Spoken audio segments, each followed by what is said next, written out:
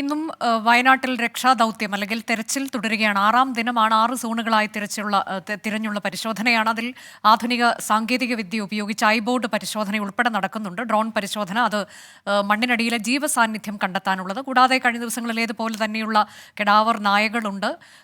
എല്ലാ സേനകളും സംയുക്തമായി വിവിധ ഇടങ്ങൾ തിരിഞ്ഞുള്ള പരിശോധന.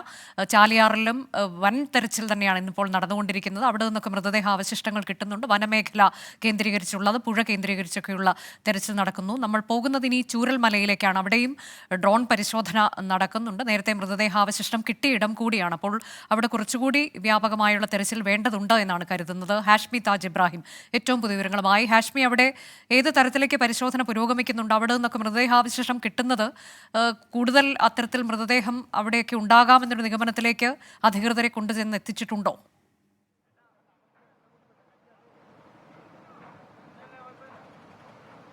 എന്ന നിഗമനമുണ്ടെങ്കിലും തുടർ പരിശോധനയിൽ കാര്യമായൊന്നും കണ്ടെത്താൻ കഴിഞ്ഞില്ല അനുജ. അവിടെ ഇപ്പോൾ നമ്മളിവിടെ കാണുന്ന ചൂരൽമലയിൽ നിൽക്കുമ്പോൾ, ഈ ബേലിപ്പാലത്തിൽ നിൽക്കുമ്പോൾ കാണുന്നത് വളരെ മാസീവായ ഒരു സെർച്ച് നടന്നുകൊണ്ടിരിക്കുകയാണ്. എന്ന് പറഞ്ഞാൽ നമ്മുടെ കൺവെട്ടത്ത് തന്നെ ഒരു 20ഓളം JCB മണ്ണുമാന്തി യന്ത്രങ്ങൾ ഉപയോഗിച്ചുകൊണ്ട് വളരെ മാസീവായിട്ടുള്ള ഒരു സെർച്ച് നടന്നുകൊണ്ടിരിക്കുന്നു ഈ മേഖലയിൽ മുഴുവനായി.